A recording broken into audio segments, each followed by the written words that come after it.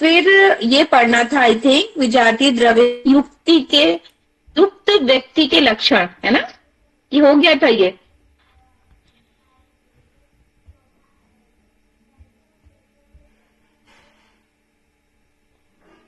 Page number 11, ठीक है ना? पेज नंबर 11 खोलिए।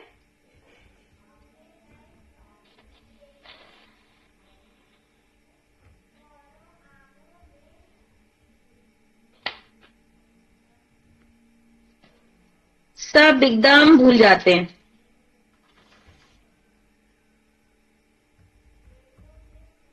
जो विजातीय द्रव्यों के निर्माण की बात थी, तो श्वास के द्वारा, मुंह के द्वारा, विषैले जंतुओं के काटने से, विषैली दवाओं के प्रयोग से, फिर अप्राकृतिक जीवन शैली, उससे रिलेटेड है भोजन संबंधी आदतें, आलस्य की अधिकता, नियमित भोग विलास, जीवन शक्ति की कमी, मिथ्योपचार, आकस्मिक दुर्घटना, रोगोत्पादक जीवाणु और कब्ज। ठीक है, यहाँ पे खत्म किया था। तो इरेगुलर लाइफ स्टाइल में कितने सारे एस्पेक्ट आ गए, लगभग 8, जब जीवन शैली हमारी खराब होती है। तो विजातीय द्रव्य से युक्ति के लक्षण पढ़ने थे। जिनके शरीर में विजातीय द्रव्य भरा रहता है उनके लक्षण अलग से दिखते हैं। जिन अंगों में विजातीय द्रव्य जमा रहता है वे अब अपना स्वाभाविक कार्य उचित रूप से पूरा नहीं कर सकते हैं। वहां रक्त प्रवाह में रुकावट होने लगती है और इससे शरीर का पूरा पोषण नहीं हो पाता। जहां विजातीय द्रव्य बहुत अधिक मात्रा में जमा हो जाता है वहां अंग छूने पर ठंडे जान पड़ते हैं ना। ये इंपॉर्टेंट बात है, इसको अंडरलाइन कर सकते हैं कि अगर टॉक्सिन्स या एक्युमुलेशन कहाँ पर है, अगर विजातीय द्रव्य जहां पर जमा है वो गर्म नहीं होगा, वो ठंडा होगा। ठीक है, तो हम पहले उसको भी ट्रीट करेंगे। जहां पे रूट कॉज है, जो कारण है, वहां पे कहाँ पे क्या बेसिक कारण है, जो जड़ क्या है बीमारी की, और दूसरे वो एक्युमुलेट कहाँ पर है। तो एक्युमुलेट कहाँ पर है, तो यहाँ पर विजातीय द्रव्य बहुत अधिक जमा हो जाता है जहां अंग छूने पर ठंडे जान पड़ते हैं। पहल शरीर के अग्रभाग, हाथ पैर ठंडे जान पड़ते हैं और जल्दी ही दूसरे अंगों के हिस्से पर भी इसका असर होने लगता है। विजातीय द्रव्य गैस के रूप में मस्तिष्क में पहुंच जाता है, वहां सर दर्द होता है। बीच के आप सभी अपनी तरफ से म्यूट करें प्लीज। जो शरीर अवयव हैं वे विजातीय द्रव्य को ऊपर चढ़ने से रोकते हैं। फलस्वरूप पारस्परिक संघर्ष के कारण सिर गर्म होता है और अगर मल अधिक होता है तो उसकी गर्मी से बुखार भी आ जाता है। ठीक है, तो सबसे पहले हम लोगों ने पढ़ा, जो लुईस कुने हैं उन्होंने बताया कि सबसे पहले हमारा जो टॉक्सिन्स है वो गट में इकट्ठा होता है ना, ऊपर की तरफ बढ़ता है। तो गट के बाद जब ऊपर की तरफ बढ़ता है तो सिर में चढ़ता है ना, तो सिर माइग्रेन होने लगता है। दूसरा चीज क्या बताई गई कि जो विजातीय द्रव्य है, फॉरेन मैटर या टॉक्सिक मैटर जो भी आप कह सकते हैं, वो हमारे हाथ और पैरों में होते हैं जो कि ठंडे होते हैं, है ना। अगर वो ठंडे हैं हमें ये महसूस होगा कि वो विजातीय द्रव्य वहां पर जमा है। फिर सिर गर्म हो जाता है क्योंकि एक रिएक्शन उसके बीच में होने लगता है, तो बुखार आता है। शरीर अस्वस्थता के अतिरिक्त ऐसे मल भार युक्त लोगों की आकृति भी बिगड़ने लगती है। मुखाकृति खराब होकर मस्तक भी बेडौल हो जाता है। गर्दन अपेक्षाकृत छोटी या बड़ी दिखाई पड़ती है। अनेक लोगों का मुंह फूला हुआ जान पड़ता है। ऐसे फूले हुए शरीर को कुछ लोग स्वस्थता, पुष्टता या शक्ति का चिन्ह मानते हैं, परंतु उनका ये विचार सर्वथा भ्रमपूर्ण है। ये लक्षण शक्ति की वृद्धि के ना होकर मल भरे जाने के कारण होते हैं। ठीक है, तो अगर कोई बहुत हेल्दी है, एकदम ऐसे फूला हुआ दिख रहा है, हरा भरा है, गर्दन छोटी है, तो ऐसे लगता है हाँ खाता पीते घर का है। तो अभी वो समय चला गया है, खाते पीते घर का है, क्योंकि वो एक्युमुलेशन है, लोगों की खान है। तो अपने अप्रोप्रिएट वेट से 2-3 किलो से ज्यादा ऊपर और 2-3 किलो से ज्यादा नीचे व्यक्ति को नहीं होना चाहिए।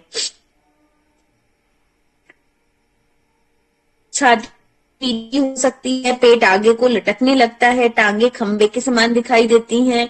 कुछ लोगों के मल अधिक मात्रा में शरीर के भीतरी भागों में ही रहता है, इसलिए उनके हैं और खाल लटक जाती है। गर्दन को इधर उधर फेरने पे खाल तनने लगती है। मुख का रंग फीका पीला अथवा बहुत लाल हो जाता है। शरीर का रंग यदि बहुत चमकने लगे तो यह भी विजातीय इकट्ठा होने के लक्षण। ठीक है, तो एक और लक्षण क्या चला कि यदि बहुत शाइनिंग है चेहरे पे, तो आप अच्छी तरह जानते हैं कि अगर वजन ज्यादा होगा, स्वेलिंग होगी, तो कॉम्प्लेक्शन बहुत फेयर बढ़ जाता। रीजन सूजन हमारा एक्युमुलेशन ऑफ फॉरेन मैटर है ना, टॉक्सिन्स जमा हो रहे हैं, तो बानी पे गड्ढे पड़ना, चेहरे का ज्यादा शाइन करने लगना, तो ये तरीके की चीज। विजातीय द्रव्य से भरे शरीर की मुख्य पहचान क्या क्या है? उसकी शरीर में एक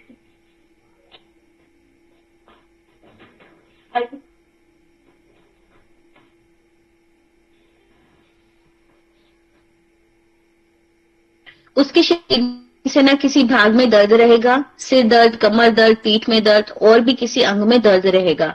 कब्ज या अतिसार होगा, आइदर कॉन्स्टिपेशन आइदर डिसेंट्री। मलत्याग के पूर्व या बाद में कमजोरी होगी।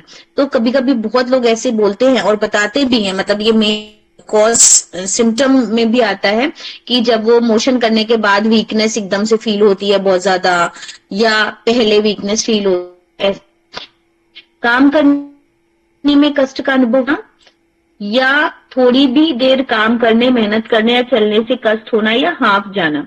शरीर का भार एकाएक कम या अधिक हो जाना, तो भी कोई ना कोई ऐसा रीजन है कि रूट लेवल पे, बेसिक लेवल पे बहुत सारा एक्युमुलेशन कहीं और है, जिसका सिम्टम बॉडी इस तरीके से दे रही है। हृदय में भारीपन, दबाव का अनुभव, वक्षस्थल को कष्ट या उसके आसपास के हिस्से में कष्ट अनुभव होना, शरीर में कमजोरी, शरीर के ऊपरी हिस्से अथवा नीचे के हिस्से में गर्मी की, कभी कभी एकाएक शरीर का ठंडा हो जाना, वाणी में विकार, कफ का लगातार 2-3 सप्ताह तक निकलना, भूख का कम लगना, उदर के दाईं ओर पीड़ा होना तथा भारीपन रहना, बार बार मूत्र त्याग के लिए जाना। अगर एक्सेसिव यूरिनेशन है तो आप जानते हैं this is the sign of diabetes also. तो may be major cause diabetes होता है, तो उसमें भी कहीं ना कहीं एक्युमुलेशन कहाँ पर है ये समझना पड़ेगा शरीर में, और उसको दूर करके डायबिटीज मैनेजमेंट किया जा सकता है। तो शरीर में कमजोरी, शरीर के ऊपरी हिस्से नीचे गर्मी की कमी, कभी कभी एकाएक शरीर का ठंडा हो जाना, वाणी में विकार, कफ का लगातार 2-3 सप्ताह तक निकलना, भूख का कम लगना, उदर की दाईं ओर पीड़ा होना तथा भारीपन रहना, बार बार मूत्र त्याग करके जाना, बार बार सर्दी जुकाम होना, किसी कार्य में मन न लगना, सुस्ती रहना, थकान अनुभव होना आदि विजातीय द्रव्य से भरे शरीर के लक्षण हैं। तो बहुत बार अचानक से ऐसे होता है कि बहुत ही आलस आ रहा है, सुस्ती लग रही है, फीवरिश लग रहा है, तो इसका मतलब टॉक्सिन्स एक्युमुलेट है। और नेचुरोपैथी में आप जानते कि उसको बाहर निकालने के लिए हम क्या क्या करना है। हाँ, कटी स्नान है, गर्म पैरों का गर्म स्नान है, भाप स्नान है, फिर एनिमाज है, या कुंजल है, जलनीति है, इस तरीके से। और 2-3 दिन की अपने आप ने फास्टिंग कर ली, जिसमें कि चीनी और नमक से थोड़ा परहेज कर लिया, फलों पर शरीर को ले आए, सब्जियों को उबली सब्जी सूप कर ले, तो फायदा होता है। कई प्रकार के मानसिक विकार हो जाते हैं। विजातीय द्रव्य से भरे व्यक्ति को नींद नहीं आती, जागुआ रहता है, निराशा से भरा होता है, कई प्रकार के मानसिक विकार भी हो जाते हैं। तो जो विजातीय द्रव्य है 2 तरीके का हो गया, एक शारीरिक या मानसिक। अगर मानसिक है तो भी शारीरिक रूप से कष्ट है उसमें, और मानसिक भी है। कई प्रकार के मानसिक विकार भी हो जाते हैं। 14वें नंबर पे क्या पॉइंट है? भय, निराशा, काम, क्रोध, आशंका, अहंकार आदि उसे घेर लेते। बाहर टेबल पे मेरा पर्स आपका ऑनर्स क्लब वाला। भय, निराशा, काम, क्रोध, इनको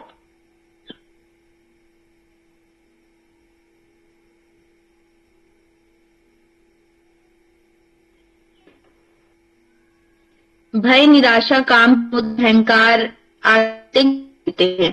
तो अगर व्यक्ति बहुत डरा हुआ है ना, तो ऐसा नहीं है उसकी काउंसलिंग से उसको ठीक किया जा सकता। होता है कि व्यक्ति हुआ है, डिप्रेशन है, फीलिंग है, तो हम कहते हैं कि उसको समझाओ कि वो इतना डरा क्यों है, या उसको इतनी सिक्योरिटी क्यों है, या इतना उलझा हुआ क्यों है, या वो नकारात्मक बातें ही क्यों करता है। ऐसा लगता है ना कि वो समझाने से ठीक होगा।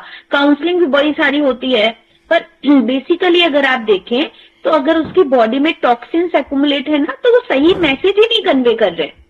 तो ऐसे केसेस में हमने बहुत बार आरोग्य मंदिर, जहां से हमने 2001 में नेचुरोपैथी की, सबसे पहले नेचुरोपैथी के संपर्क में आए, तो विमल मोदी जी के यहाँ हमने देखा कि चाहे जितना ही विक्षिप्त व्यक्ति हो, कहीं कोई काउंसलिंग नहीं, कहीं कोई एक्यूप्रेशर नहीं, कहीं कोई रेकी प्राणिक हीलिंग नहीं। अभी तो हम लोगों ने इतना सारा BNYS के कोर्स में इतनी सारी चीजें डाली, या मैंने इतनी सारी चीजों पे अपनी पढ़ाई करी, और सिर्फ प्राकृतिक चिकित्सा पर्याप्त थी शरीर के शोधन के साथ साथ मन को ठीक करने के लिए। कोई शिरोधारा नहीं।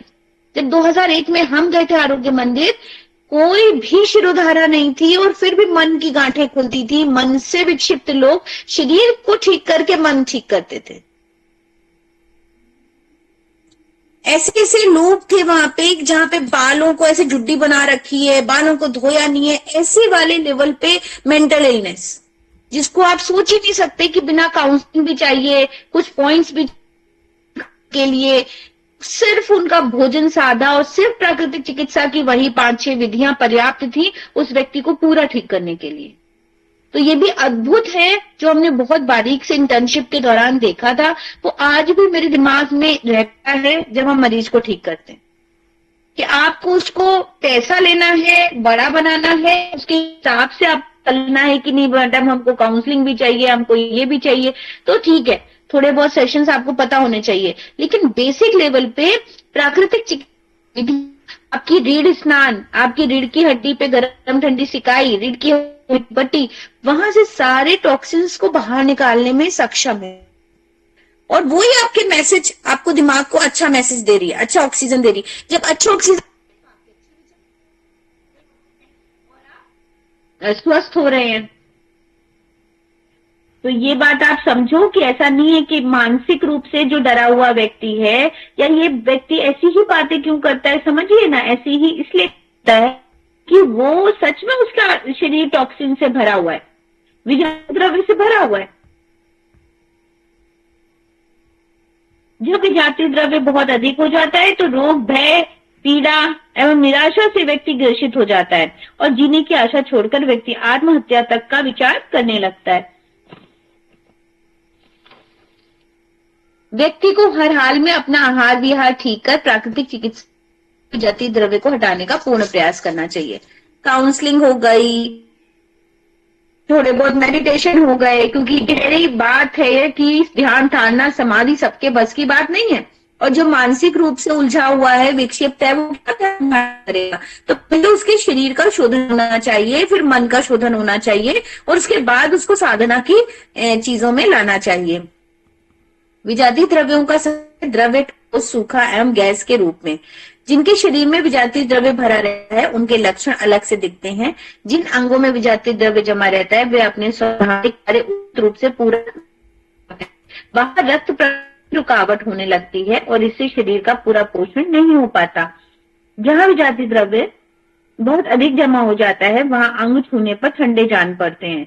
पहल शरीर के अग्र भाग, हाथ पैर ठंडे जान पड़ते हैं, फिर जल्दी ही दूसरे अंगों के हिस्सों पर भी इसका असर होने लगता है। अगर आप लोग घर पे ही लोगों को कनेक्ट करके समझें तो आप ये समझेंगे कि खाने वाला हो है या और समस्याएं हैं तो उनके हाथ पैर ठंडे मिलेंगे, है ना। कफ एंड कोल्ड होने वाला है या स्नीजिंग हो रही है तो हाथ पैर पहले ठंडे हुए, नाक में बाद में आया, तो आपको हाथ ठंडे हैं उस व्यक्ति के, और अगर आप पैर गर्म करो तो जुकाम में अपने आप राहत मिलने लगेगी। बच्चों पे आजमा के देखेगा, जैसे छुओ तो आप बोलोगे अरे तुम्हारे हाथ कितने, पैर कितने ठंडे हो रहे हैं, मतलब होने वाला है। और जैसे ही आप उन एक्सट्रीमिटीज को गर्म कर दो तो जहां पे रिफ्लेक्शन होने वाला था वो ठीक होना शुरू हो जाएगा। तो दूसरे शरीर के अग्रभाग, हाथ पैर ठंडे जान पड़ते हैं, जल्दी ही दूसरे अंगों के हिस्सों पर भी इसका असर होने लगता है। तभी गैस के रूप में मस्तिष्क में पहुंचता है, वहां सिर में दर्द होने लगता है। बीच के जो शारीरिक अवयव हैं वे विजातीय द्रव्य को ऊपर चढ़ने से रोकते हैं।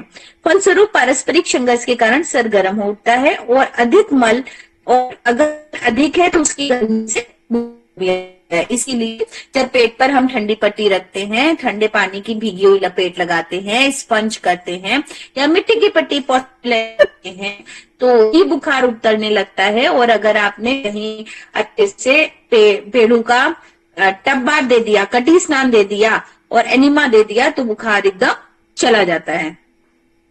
शरीर का ऐसे मल भार युक्त लोगों की आकृति भी बिगड़ने लगती है। मुखाकृति खराब होकर मस्तक भी बेडौल हो जाता है। गर्दन अपेक्षाकृत छोटी या बड़ी दिखलाई पड़ती है। अनेकों का मुख फूला हुआ जान पड़ता है। ऐसे फूले शरीर को कुछ लोग स्वस्थता, पुष्टता, शक्ति क्या चीज समझते हैं, परंतु उनका यह विचार सर्वथा भ्रमपूर्ण होता है। ये लक्षण शक्ति की वृद्धि ना होकर मल भरे जाने के कारण होते हैं। छाती ऊंची नीची हो जाती है, पेट आगे लटकने लगता है, टांगे खंबे समान दिखाई पड़ती है। ये कुछ रिपीट हो रहा है पर मैं पढ़ देती हूँ, पीछे जो है मैं ये पढ़ चुकी हूँ ऑलरेडी।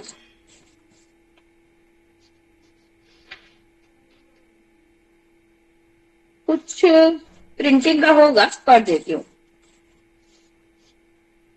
इसके लिए उसके शरीर में झुर्रियां पड़ जाती है, खाल लटक आती, गर्दन इधर उधर फेरने से खाल तनने लग जाती है, मुख का रंग फीका पीला बहुत लाल हो जाता है, शरीर का रंग यदि बहुत चमकने लगे तो यह भी विजातीय द्रव्य इकट्ठा होने के कारण होता है। अच्छा, इतने लोग जुड़े हुए हैं, सभी बताएं कि किसी ने, लोगों ने पढ़ा महसूस किया कि जो आपने पढ़ा विजातीय द्रव्य के इतने सारे लक्षण पढ़े, बीमारी आजकल हर घर में है ना, तो बीमारी आने से पहले क्या आप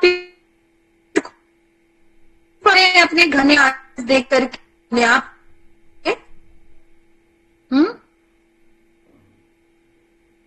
कहीं कोई कनेक्शन दिख रहा है कि ये प्रैक्टिकली अलग बात है, थ्योरेटिकल अलग बात है? कौन बताएगा? इतने सारे लोग, 5, 6, 7, 8 लोग जुड़े हुए हैं, उन्होंने अपने घर में बीमारियों को भी देखा है, अपने आप भी कभी कभार बीमार हुए हैं उसको देखा है। कैसे जस्टिफाई करेंगे कि जो एक्युमुलेशन है वो पेट में पहले है, हाथ पैर जब ठंडे होते हैं या सर में है? मेरे समझाने से आप कैसा?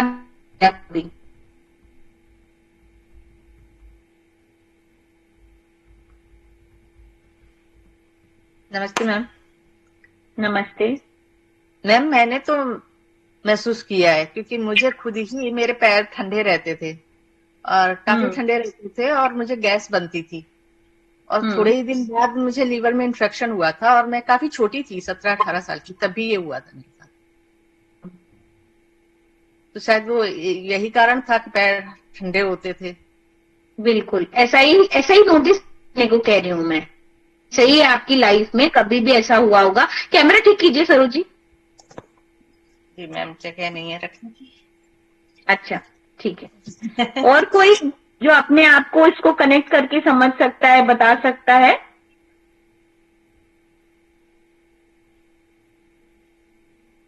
ऊपर एक सरोज ने जो ज्वाइन किया है, बड़े दिनों बाद आपने ज्वाइन किया, क्यों सरोज?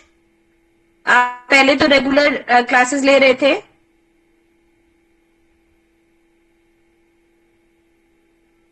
एक्चुअली वो थोड़ा काम आ गया था।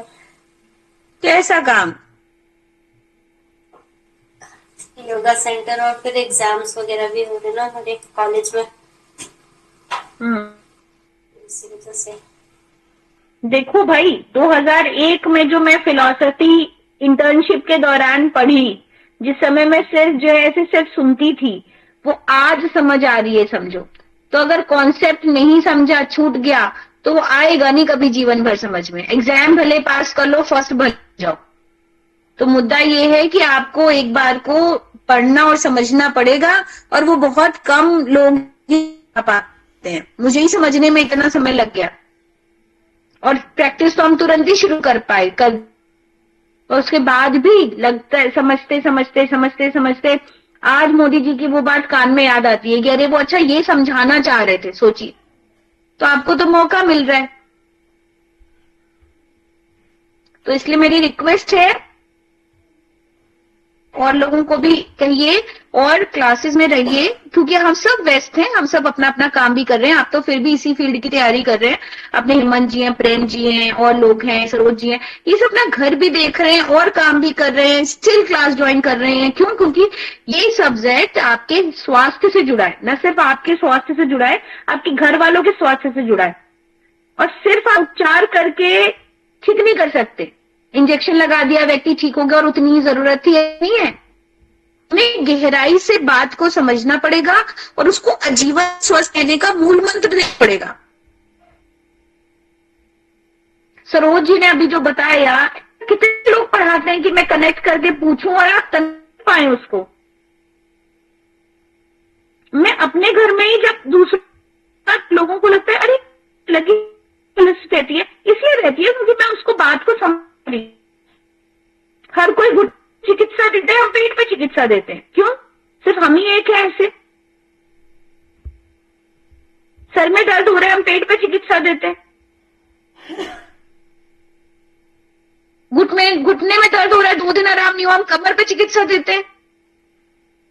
तो जब आप समझेंगे ना तभी ठीक कर पाएंगे, और तभी हमेशा के लिए ठीक कर पाएंगे। स्टिल मैं ये नहीं कहती कि मेरे पास आया हुआ हर व्यक्ति 100% ठीक हो जाता है, क्योंकि वो ऊपर वाले के ही हाथ में है। जब आपका समय आया होगा आप तभी ठीक होंगे पूरे, नहीं तो कुछ ना कुछ विजातीय द्रव्य आपके शरीर में घूमता रहेगा इधर से उधर, जैसे एलोपैथ पे आने पे होता है। तो इसलिए क्लासेस अटेंड कीजिए। जो लोग अटेंड करते हैं वो बहुत कर रहे हैं। हेमंत जी बहुत बिजी हैं, अपने काम भी कर रहे हैं, फिर भी वो ज्वाइन करते हैं।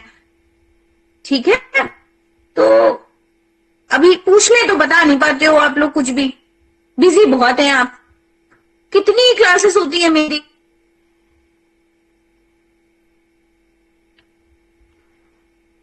एनीवेज, मल के इकट्ठे होने की पहचान यह भी है कि उसे शरीर की फूटी जाती है और उसका स्वस्थान आलस्य ग्रहण कर लेता है। ऐसा व्यक्ति सदैव निकम्मा बना पड़ा रहना ना, कोई काम स्वयं करना पसंद नहीं करता। उसे सब प्रकार चलना फिरना खेलना कूदना बहुत बुरा जान पड़ता है, अर्थात आलस्य के कारण उससे हो नहीं पाता। विजातीय द्रव्य के चुपचाप शरीर में पड़े रहने से यह अवसर पाकर रोग के रूप में बाहर फूट निकलता है। विजातीय द्रव्य में जब सड़न पैदा होती है तो उसमें कीड़े पड़ जाते हैं और उसमें गर्मी की मात्रा बढ़ जाती है। विजातीय द्रव्य के कण एक दूसरे से रगड़ खाते हैं, इसलिए तापक्रम बढ़ जाता है। मौसम के बदलाव, क्रोध, भय और इसी प्रकार के दूसरे विकारों से सड़न बढ़ती है। जब विजातीय द्रव्य की सड़न शरीर के ऊपरी भाग में पहुंचती है तो सर दर्द होने लगता है, सड़न से गर्मी पैदा होती है और इसके कारण रक्त का तापक्रम बढ़ जाता है, तो ज्वर कहते हैं। जब साफ पखाना नहीं होता, पेशाब खुलकर नहीं होती, त्वचा के छिद्र गंदे रहते हैं और पसीना नहीं आता, तब ज्वर होता है। उपयुक्त सभी लक्षण विजातीय द्रव्य से भरे शरीर में दिखते हैं। ठीक है, छोटे छोटे बच्चों को ध्यान दीजिए, चक्कर आ गया था आज, भाई क्यों आया था, ध्यान दीजिए, पेट नहीं साफ हुआ था, सीधा सीधा कनेक्शन है। लेकिन उससे नहीं कनेक्ट करते लोग, वोमिटिंग हो गई, सम आ गया, कनेक्ट कीजिए, सब कुछ सामने है।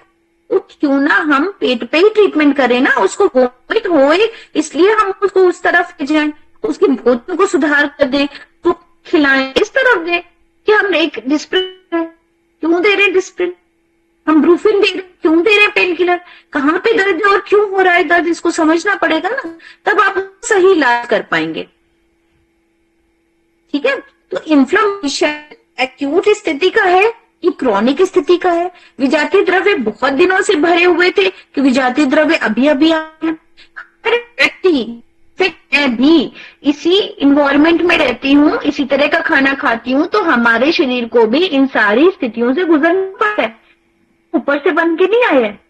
तो हमारे शरीर को भी एक्यूट स्थितियों से गुजरना पड़ता है, पर हम उसको समझ करके दुनिया से बिल्कुल अलग तरीके से, दुनिया में नेचुरोपैथ भी आते हैं, हमारे जैसे समझदार भी आते हैं, उसके लिए प्राकृतिक चिकित्सा अपना जरूरी नहीं है, जीवन शैली समझना जरूरी है, बीमारी को समझना जरूरी है, रोग को समझना जरूरी है। अगर ये आपने समझ लिया तो आप सही तरीके से सही निर्णय ले पाएंगे अपने लिए, परिवार के लिए, बच्चों के लिए, और सही उसको राय दे पाएंगे। ठीक है। विजातीय द्रव्य से भरे शरीर की मुख्य किसी न किसी भाग में दर्द रहेगा, पीठ में दर्द और किसी अंग में दर्द रहेगा, कब्ज या अतिसार होगा, मल त्याग के पूर्व या बाद होगी, काम करने में कष्ट का अनुभव होगा। 2 पेज एक साथ लग गए। थोड़ा भी काम करने से, मेहनत करने, चलने से कष्ट होगा, हाँफ चढ़ना, शरीर का भार एकाएक कम या अधिक होना, हृदय में भारीपन, दबाव अनुभव, वक्ष स्थल को कष्ट या उसके आसपास के हिस्से का कष्ट का अनुभव होना, शरीर में कमजोरी, शरीर के ऊपरी हिस्से अथवा नीचे के हिस्से में गर्मी, कभी कभी एकाएक शरीर का ठंडा हो जाना, वाणी में विकार, कफ का लगातार 2-3 सप्ताह तक निकलना, भूख का कम लगना, सर की दाईं ओर पीड़ा होना तथा भारीपन रहना, बार बार मूत्र त्याग करके आना, बार बार सर्दी जुकाम होना, किसी कार्य में मन न लगना, सुस्ती, थकान आदि का अनुभव होना विजातीय द्रव्य से भरे शरीर के लक्षण है। विजातीय द्रव्य से भरे व्यक्ति को नींद नहीं आती, मन बुझा बुझा निराशा से भरा रहता है, कई प्रकार के मानसिक विकार हो जाते हैं, भय, निराशा, काम, क्रोध, आशंका, अहंकार आदि उसे घेर लेते हैं। जब विजातीय द्रव्य बहुत अधिक हो जाता है तो रोग, भय, पीड़ा एवं निराशा व्यक्ति को ग्रसित हो जाने से जीने की आशा छोड़कर व्यक्ति आत्महत्या करने तक का विचार करने लगता है। अतः व्यक्ति को हर हाल में अपना आहार विहार ठीक कर प्राकृतिक चिकित्सा को अपना विजातीय द्रव्य को हटाने का पूर्ण प्रयास करना चाहिए, जिसके अंतर्गत भोजन 20% अम्लीय व 80% क्षारीय भोजन का आहार में सेवन करना चाहिए। कैसे होगा ये? कैसे होगा? कहना बहुत आसान है कि 80% क्षारीय होना चाहिए। अगर हम पूरे दिन का अभी कैलकुलेट कराएं आपसे आहार, तो वो एकदम उल्टा होता है। 80% अम्लीय और 20% क्षारीय। जो बहुत जागरूक हैं, मेरे जैसे बहुत जागरूक हैं, वो भी 50% अम्लीय और 50% क्षारीय पे पहुंच पाते हैं।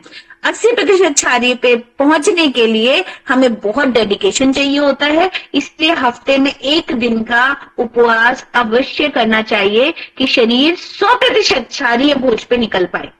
तो जब 100% अल्कलाइन हो जाए कि मतलब ना आपने चाय पी, ना आपने एक्स्ट्रा नमक लिया, आपने सिर्फ फलाहार किया, है ना, या आप सिर्फ पानी पे रह गए, तो बिल्कुल ही मुंह बंद कर लो, तभी वो क्षारीय हो पाता है। ठीक, पर वो क्षारीय नहीं है, उसकी अलग साइंस है ना। तो क्षारीय रखने के लिए आपको सिर्फ फलाहार ही आपको बचा सकता है। फिर आप इधर उधर कुछ में सिर्फ आप दिन में 4 बार के फल खाएं, जो मैं कोशिश भर उपवास के दौरान करती हूँ, जो हफ्ते में 1 बार होता है। वो आपके वजन को भी नियंत्रित करता है, वो आपके छातित्व को भी, जो अल्कलाइनिटी है बॉडी की, उसको मेंटेन रखता है। रेस्ट आपको ये करना चाहिए, जो बेसिक थंब रूल है कि आप जब भी अपनी प्लेट लगाएं तो उसमें कोशिश करें जो रॉ डाइट है, कोई भी चीज आप खाने जा रहे हैं तो रॉ का जो पोर्शन है वो 80% हो। कैसे होगा? कैसे होगा कोई बताए कि दोपहर के खाने की थाली हमने लगाई और उसमें 80% एल्कलाइन हो, ऐसा कैसे होगा? क्या हम रखें उस थाली में कि वो एल्कलाइन हो 80%? सलाद ही रख सकते हैं मैम, और क्या रख सकते हैं? मूली, गाजर वगैरह सलाद 80% रख देंगे, लेकिन क्या रख सकते हैं? यही रख सकते हैं। वो तो कुछ ऐसा है नहीं, वो तो सब पका हुआ ही होता है। और कोई बताए? क्षारीय 80% भोजन चाहिए तो सुबह से रात तक का डाइट प्लान क्या होना चाहिए?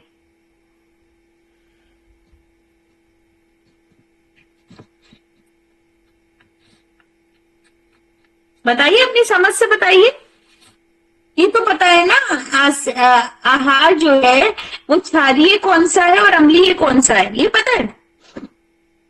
इसकी परिभाषा पता है? पहले तो बताइए। मैम उबली सब्जियां भी इसमें आ जाएंगी क्षारीय में?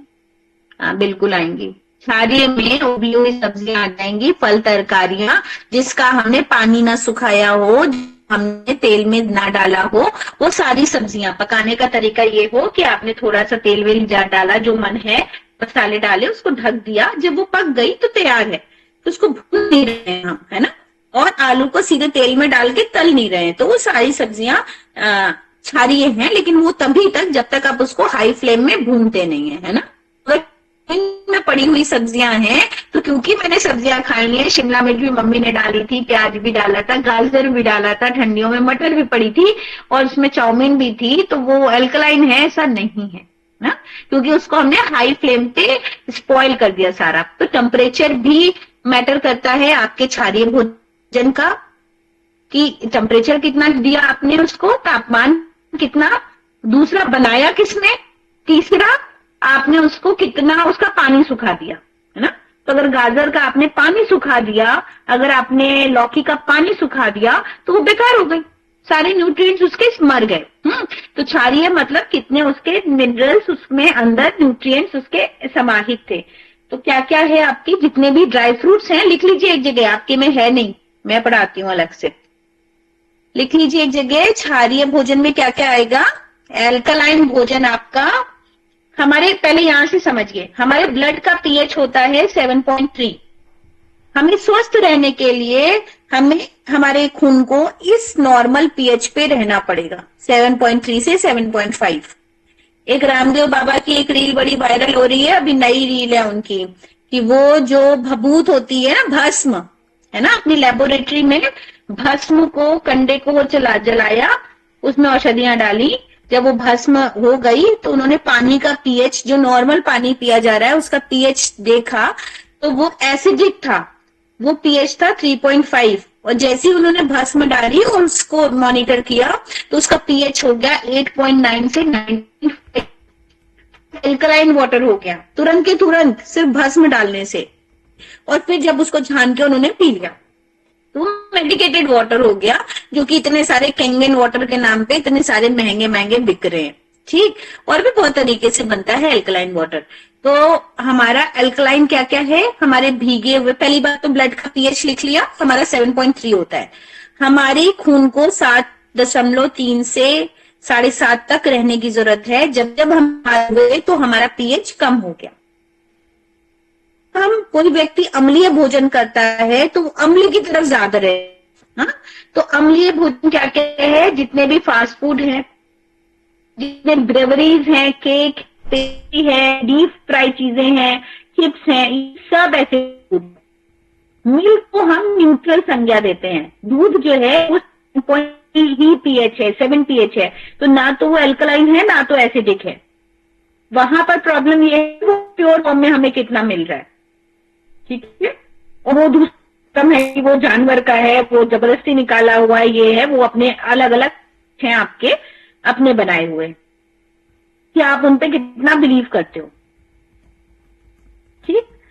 अब एसिडिक फूड आपने लिख लिया। एल्कलाइन फूड क्या है, भीगे हुए मेवे, सब एल्कलाइन नेचर है, कैसे खाते हैं याद करते हैं।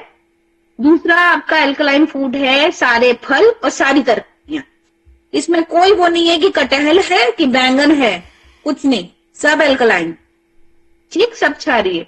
तीसरा है आपका भीगे हुए मेवे हो गए, फल हो गई, सब्जियां हो गए, और आपका हो गया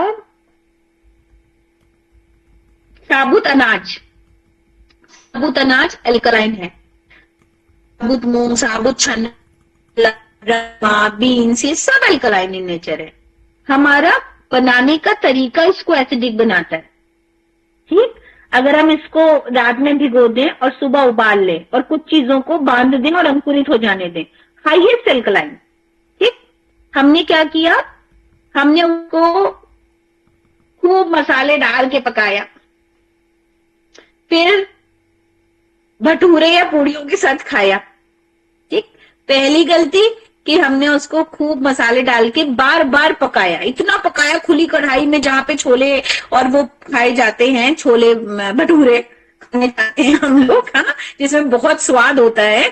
तो वो देखो आप, उनकी 5 बजे सुबह से कढ़ाई चढ़ जाएगी, जिन गलियों का छोला और भटूरा फेमस है, जहां भी जो लोग रहते हैं, हमारे लखनऊ का भी कहीं कहीं का, तो वो कढ़ाई खुली पकी हुई है, चल रहा है, मसाला चल रहा है, उबल रहा है, ठीक, बिल्कुल खराब हो गया। फिर दूसरी गलती हमने क्या की कि हमने उसको रख दिया फ्रिज में और अगले दिन सुबह खाया, ठीक। फिर तीसरी गलती हमने क्या की, उसको हाई कार्बोहाइड्रेट के साथ पूड़ी के साथ खाया, तो वो भी मैदा, ठीक। अब ऐसे देखें तो हम मनुष्य खुद जिम्मेदार, किसी भी एसिडिक फूड को अल्कलाइन तक पहुंचाने के लिए, अल्कलाइन फूड को एसिडिक पहुंचाने के लिए। गेहूं क्या था? अल्कलाइन फूड था। अभी हमने लिखा कि जितने होल ग्रेन्स हैं, अगर हमने उसको पॉलिश कर दिया, स्प्लिट कर दिया, तो वो एसिडिक है। इसीलिए अरहर की दाल हाईली एसिडिक है, क्योंकि वो स्प्लिट कंडीशन में हमको मिलती है ना। पॉलिश्ड दाल हम यूज करते हैं अरहर की। अगर हम साबुत मसूर, साबुत मूंग, साबुत चना, साबुत ये मटर, छोले, राजमे, इनको सही अमाउंट में सही तरीके से खाएंगे तो ये हाईएस्ट अल्कलाइन है, हमारी बॉडी की अल्कलाइनिटी मेंटेन रखते हैं। अब गेहूं का एग्जाम्पल दे रही थी मैं। तो जो गेहूं था वो साबुत था, हमने उसको भिगो दिया और सुबह हमने क्या किया, वो जब अंकुरित हो गया तो अंकुरित गेहूं क्या है? अल्कलाइन है, हाईएस्ट अल्कलाइन। गेहूं का ज्वारा हाईएस्ट अल्कलाइन। तो हाईएस्ट अल्कलाइन फूड को हमने क्या वो खाया, तो गेहूं का ज्वारा हाईएस्ट अल्कलाइन, कैंसर तक को ठीक कर सकता है और उसको ग्रीन ब्लड कहते हैं। फिर हमने क्या किया, उसमें से गेहूं को सुखाया, ठीक, थोड़ी अल्कलाइनिटी कम हो गई। फिर हमने उसका आटा बनाया, दलिया बनाया, सॉरी, हाईएस्ट अल्कलाइन। दलिये में सब्जी डाल के बनाई, बहुत पौष्टिक, बहुत अल्कलाइन, ठीक। फिर उसका दलिये के बाद, क्योंकि उसमें फाइबर भी ज्यादा है, दलिये के बाद हमने उसका बना दिया, ठीक, थोड़ी अल्कलाइन कम हुई। अगर आटे में चोकर है तब तो फिर भी ठीक है, अदरवाइज हमने उसको और ग्राइंड किया और उसको मैदा बना दिया। अब उस मैदे को हमने हाई फ्लेम में तेल डाल के कढ़ाई में तल दिया और उसको हाई प्रोटीन के साथ खाया। और फिर हम कहेंगे हमको अपच हो रहा है, हमको इंडाइजेशन हो रहा है। फिर हमने कभी कभी रोज खाया, 3 दिन 4 दिन फ्रिज में रख के खाया, जो त्योहार पे बनाया। बहुत सारे घरों में रोज इस तरह के कल्चर्स हैं और बनते हैं और रोज इस तरीके से रोज खाया जाता है, रोज का खाना है। आज राजमा बनेगा, छोला बनेगा, आज मटर बनेगा, एग्रीड, ये सब अल्कलाइन है, पर जिस तरीके से खाया जाता है वो नुकसानदायक है। अब अल्कलाइन हम कैसे कर सकते थे? अगर हम बॉइल्ड छोले में या बॉइल्ड राजमे में या बॉइल्ड साबुत मूंग में खूब सारा सलाद काट लेते, है ना। जैसे कभी कभी हम अंकुरित मूंग और चना खाते हैं, पर हमको इतना ही सा पता है कि हम अंकुरित मूंग और चना ही कच्चा खा सकते हैं। नहीं, अगर आप छोलों को बॉईल करो तो वो भी खा सकते हैं, चिट्टे भी खा सकते हैं। आप मटर को भिगो दो, बॉईल कर लो, पर इसमें क्या डालना है आपको? खूब सारा सैलेड काट के डालना है। सब में यही प्रोसीजर होना चाहिए। जब आप प्रोटीन को, साबुत अनाज को खूब सारे सलाद के साथ काटेंगे, टमाटर है, प्याज है, ककड़ी है, खीरा है, जो भी जिस मौसम में आ रहा है, वो जब आप बॉईल डालते हैं और चटनियां डालते हैं तो हाईएस्ट अल्कलाइन है, पेट भर जाता है। मैं अपने वेलनेस कैंप में यही खिलाती हूँ, कहीं रोटी कहीं चावल नहीं, सबका पेट भरता है। 2-3 तरह की चटनी, उबला हुआ, किसी दिन छोला, किसी दिन राजमा, किसी दिन मटर, और ये हमने खुद से इजाद किया, मतलब खुद से ही मन में आया कि हमें ये खाना देना है। इतना सेटिस्फैक्टरी, माउथ फीलिंग, पेट पूरा भर जाता है और मन भी बहुत प्रफुल्लित रहता है, फाइबर ज्यादा, पेट साफ होता है, हर तरह का स्वाद रहता है, क्योंकि हरी चटनी, नारियल की चटनी, मीठी चटनी, इमली की चटनी, 4 तरह की चटनी होती है। आप उससे सजाइए, उससे पेट अच्छा कीजिए। क्या खा रहे हैं? हर घर में दाल चावल सब्जी रोटी। अरे भाई, हमारा शरीर अब ये पचाने लायक नहीं बचा, क्योंकि हम फिजिकल वर्क नहीं कर रहे। तो पहले तो एसिडिक फूड वो है जो मैन मेड है, जो हमने बनाया। अल्कलाइन फूड वो है जो गॉड मेड है। गेहूं गॉड ने बनाया था, मैदा हमने बनाया, भटूरा हमने बनाया। तो जब भी किसी चीज की ज्यादा प्रोसेसिंग, ज्यादा ग्रीसिंग, ज्यादा ऑयलिंग हम करते हैं, ग्राइंडिंग करते हैं, प्रोसेसिंग करते हैं, कुकिंग करते हैं, ड्राई करते हैं, तो वो चीज एसिडिक मीडियम में कन्वर्ट हो जाती है। फिर वो हमने किस तरह से, हाँ बताएं। मसाले किस में आएंगे? मसाले जो साबुत मसाले हैं वो सब अल्कलाइन है। जो साबुत मसाले हैं, जैसे अगर हम कुछ भी बना रहे हैं तो उसमें हम लौंग डाल रहे, बड़ी इलायची डाल रहे, क्रश करके डाल रहे, मतलब। पर जब हम उसको पीस के रख देते हैं, ठीक है ना, तो वो अपना न्यूट्रिशन खो देते हैं। कभी नहीं करना चाहिए जी। इसीलिए खाना एसिडिक हो जाता है कि जब हम बनाते हैं तो हम उन मसालों का प्रयोग करते हैं। आप कभी भी पुलाव में जब वो डालते हो और ठंडियों में पुलाव खा के देखो, घर का बना हुआ, तो आपको ऐसा लगेगा जुकाम उखाम सब चिपक गया। जी। उसमें आप खड़े मसाले डालते हो, इसी तरह आप सब्जियों में भी डाल के देखो। ऑल्दो हम इतना ज्ञान दे रहे हैं, हमारे घर में भी ऐसे, क्योंकि जो जैसा खाता आ रहा है वैसे ही खाना है, पर मैं उसको बहुत बारीक से समझ पाती हूँ और मैं कोशिश भर करके मसालों का प्रयोग नहीं करती हूँ पीसे हुए, और मैं क्रश करके तुरंत डालती हूँ। ये टमाटर पीस रहे हैं तो उसमें खड़ी एक बड़ी इलायची और छोटी इलायची और एक लौंग डाली, तो उसका फ्लेवर ही अलग होता है सब्जी का। उसको आप खाएंगे तो आपको लगेगा ज्यादा डाइजेस्टिव है। इसी तरह आप लौकी की सब्जी में भी पिसा हुआ मसाले की बजाय इनको प्राथमिकता दो, ठंडियों में खास तौर से। तो खड़े मसाले साबुत है जब तक, तब तक वो एल्कलाइन है। जब आपने उसको पी के रख दिया और वो जितने पुराने होते गए वो सब है। इसीलिए डिब्बा बंद मसाला सारा एसिडिक होता है, कभी यूज नहीं करना चाहिए, ठीक है। इसीलिए जितनी कच्ची हल्दी इस मौसम में प्रयोग कर लें, एल्कलाइन है। आपने उसको पैकेट में ड्राई बना करके रख दिया, उसका मुकाबला ही नहीं है। आपने करीब 100 गुना उसका जो ताकत है ना वो खत्म कर दी, ठीक है। तो वो मतलब ये मुझे लगता है बहुत बड़ा ज्ञान था जो बिल्कुल सरल शब्दों में हमने आपको दिया है, तो आप इसको अपने तरीके से लिख लें, ठीक है। हाँ, तो जो बात थी कि प्लेट को कैसे एल्कलाइन बनाएं, तो अगर प्लेट में पहले तो कॉम्बिनेशन हटा दें, है ना। तो कॉम्बिनेशन क्या हो गया, जब हम साबुत प्रोटीन को खा रहे हैं, ये सब प्रोटीन था ना, साबुत अनाज हमारा प्रोटीन है, तो जब हम प्रोटीन खा रहे हैं तो उसके साथ खूब सारा सैलेड और चटनी खा लें, ये नाश्ते का हो गया। और खाने में हमने सब्जी, रोटी मोटे अनाज की, 2 तरीके की सब्जियां, सलाद, चटनी, इस कॉम्बिनेशन का खाना खाया तो ये करीब 80% अल्कलाइन है ही नहीं एसिडिक। पहली बात तो अनाज मोटा लिया हमने, मक्के की रोटी खाई या बाजरे की रोटी खाई या रागी की रोटी खाई या चने की रोटी खाई, ठीक। अगर गेहूं की खाई भी तो गेहूं में अच्छा खासा हमारा फाइबर था, रेशे युक्त, खुज्जा युक्त रोटी खाई, ठीक। फिर उसके साथ 2 तरीके की सब्जी खाई जो कि बहुत ज्यादा ऑयली नहीं थी, ढक के पकाई गई थी और मौसमी थी। फिर हमने चटनी बनाई हरी धनिया या पुदीने की, जो चटनी चाटने वाली नहीं, खाने वाली बनाई, मतलब इतनी मिर्ची नहीं डाली उसमें कि वो सिर्फ हम चाटे, वो हम खाएं, तो वो हमारी बॉडी को अल्कलाइन करेगा। अरे क्यों पीना इतना सारा पानी, अगर हम डेली चटनियां खाने लग जाएं, टमाटर की 4 भून लिए और उसमें हमने चटनी बना ली, हरी धनिया की चटनी बना ली, ठीक। तो ये जो आपका बॉडी में अल्कलाइनिटी देगा ना, डाइजेस्टिव करेगा। जैसे एक रील मैंने बनाई थी कि पकौड़े खाने हैं ना, तो जितना बड़ा पकौड़ा है ना उस दुगना चटनी होनी चाहिए, तब वो उसको डाइजेस्ट कर देगी, क्योंकि ये एकदम रॉ है। मतलब आपने पत्तियों को पीसा है और वही पत्तियां पीस के आप पी रहे हो। और मैं अपने पेशेंट को एक नित्यम ग्रीन हम लोगों ने बनाया है, उसको पिलाती हूँ मैं पेशेंट को। उसमें हमारे 2 आंवले, करी पत्ता, नीम, तुलसी, ये सब डाले पत्तियां पीस करके बनाते हैं, लेकिन उसकी आवश्यकता ही नहीं है।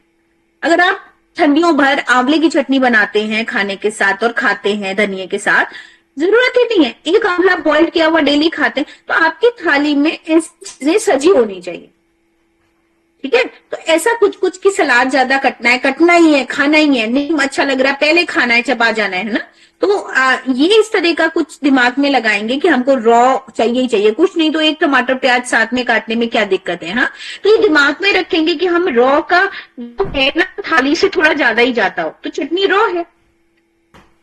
कुछ नहीं, आप इमली गुड़ की चटनी खाओ, इमली भिगो दी, छान लिया पल्प, उसमें गुड़ मिलाया, उसमें हींग मिलाई, भुना जीरा मिलाया, सौंफ पाउडर मिलाया, क्या डाइजेस्टिव चीज है। तो इसको साथ को लेके चलना पड़ेगा, तब आप देखो आपका हाजमा कहाँ जा रहा है, तब डाइट अच्छी होगी। तो ये डाइट का कॉम्बिनेशन और कॉन्सेप्ट ही अलग है। और जितने न्यूट्रिशन जानते हैं वो सब पता नहीं क्या क्या कॉर्नफ्लेक्स खिलाते हैं, इसका मुकाबला कोई कॉर्नफ्लेक्स थोड़ी कर सकता है। कोई जरूरत ही नहीं कॉर्नफ्लेक्स की शरीर को, है ना। कॉर्नफ्लेक्स तो ठीक है, अगर हमने साबुत, अगर मैंने सुबह नाश्ता एक इस तरह से बना लिया, हाई प्रोटीन नाश्ता करना है अगर, तो एक दिन मूंग, एक दिन छोले, एक दिन राजमे, एक दिन चना, ऐसे 7-8 अनाज हैं अपने पास, ठीक है। फिर अगर कोई व्यक्ति उसको नहीं खा पा रहा है, आप उसको उबालने के बाद पीस दीजिए, कबाब बना दीजिए, उसको भी बहुत मत सेकिए, धीमी आंच पे आप डालो, सब कुछ उसमें मिला दो, है ना, और पीस पास के टिक्के बना लें, आप उसको चटनी के साथ खा लो, पौष्टिक। ठीक, उससे ऊपर करना है थोड़ा बहुत, कभी कभार चिल्ले बना लिए, चेंज हो गया, ठीक। उससे ऊपर बच्चों को देना है, आपने उसी को टिक्की भर के रोल बना दिया, बाहर रोटी है वो बढ़िया सी, है ना। तो ऐसे आप अपने घर में खाने को विकसित करो। क्यों हमें बाहर के डब्बा बंद, आज कॉर्नफ्लेक्स, आज ओट्स, इस पे जाने नहीं है, जरूरत ही नहीं। सुबह देना है, आप ये वाले ड्राई फ्रूट्स भिगोइए, ठीक है। तो इतना कुक्ड फूड से बचे रहेंगे। सुबह ड्राई फ्रूट्स भिगो दिया आपने, मक्का है, किशमिश है, खजूर है, अंजीर है, काजू है, बादाम है, अखरोट है, ये सब भीगे हुए बच्चों को खिलाइए। नहीं उसका स्मूदी बना दीजिए, और उग गया है रोस्ट करके लड्डू बना दीजिए ठंडियों पर, है ना, रागी के साथ। इसके का भोजन दीजिए जो अल्कलाइन हो। ठीक, थोड़ा और पढ़ देती हूँ फिर फिनिश करते हैं। तो अंतर्गत भोजन 20% अम्लीय, 80% क्षारीय भोजन को आहार में सेवन करना चाहिए। आयुर्वेद शास्त्र एवं गीता के अनुसार आहार 3 प्रकार का सात्विक, राजसिक और तामसिक होता है। तो आप लोगों का होमवर्क ये है कि आप लोग अपना जो डाइट है, एसिडिक और अल्कलाइन समझ गए, हाँ, तो डाइट का एक कैलकुलेशन करेंगे। ठीक, तो डाइट आज ही तो दिमाग से निकल जाएगा। आज रात तक आज की डाइट सुबह से शाम तक की कैलकुलेट करेंगे। कैसे होगा? जैसे हमने एक गोल चार्ट बनाया, गोला बनाया, तो गोले में दोपहर का जो मील है वो सबसे ज्यादा लेता है इंसान, है ना। तो 12 बजे ले चाहे 2 बजे ले, तो दोपहर का मील हमने 40% खाया, ठीक। शाम का खाना 30% खाया। उसके पहले जो इवनिंग स्नैक था वो 20% था।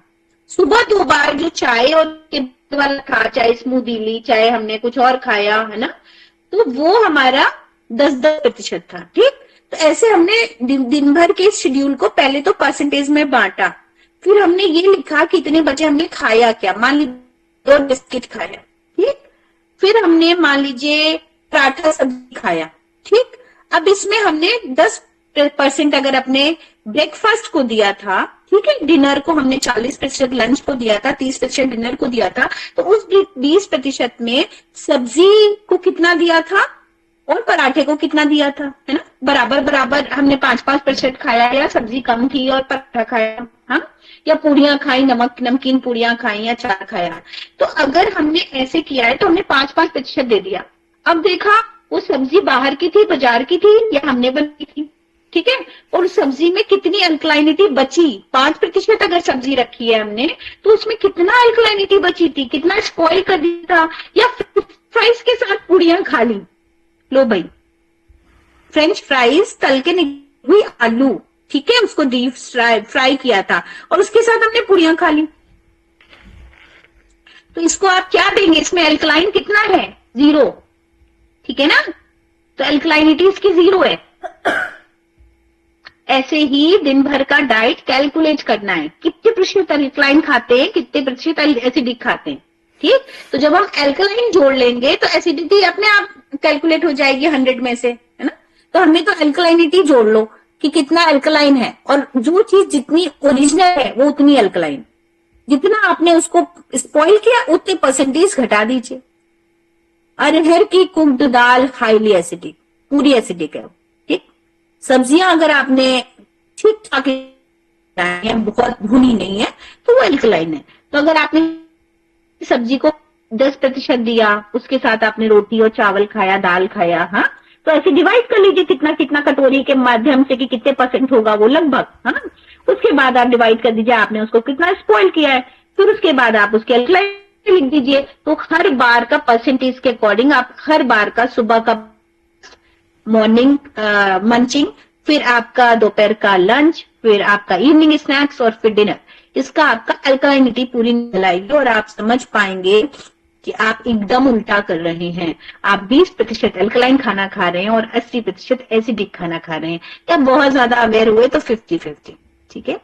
तो मुझे ऐसे लगता है कि अगर विजातीय द्रव्य शरीर में ज्यादा जमा है तो हाईएस्ट अल्कलाइन फूड तो आप खा नहीं पाएंगे इस जन्म में, इतने सोशल वर्क हो करके। या आप पहाड़ों पर निकल जाएं, या आप किसी ऐसी संस्था को ज्वाइन कर लें जहां यही काम चल रहा है। तो बीच का तरीका क्या है? हफ्ते में 1 दिन का फास्टिंग। दूसरा तरीका क्या है? सिर्फ 2 मील खाना, ठीक, तो हमको खाना है 2 मील खाना है। या तीसरा तरीका जो कि मैं दोपहर से पहले एसिडिक फूड,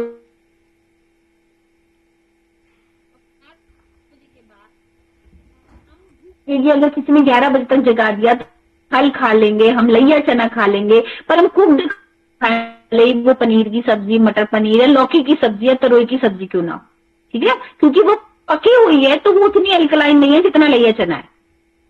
तो ये थोड़े से हमने अपने बेसिक फॉर्मूले बनाए हैं कि अगर आप बहुत अति कर रखा है वर्क लाइफ स्टाइल के और मुझे भी जगना पड़ रहा है तो मैं अपना लैया चना कटोरा लेकर के बैठ जाती हूँ और या फल काट लेती हूँ उस समय भी, कि मेरे दिमाग में नहीं है कि 11 बजे फल नहीं खाना चाहिए, मुझे सूट करता है, तो मैं उस समय भी सेब अनार खाने की, केला खाने की, ठीक है।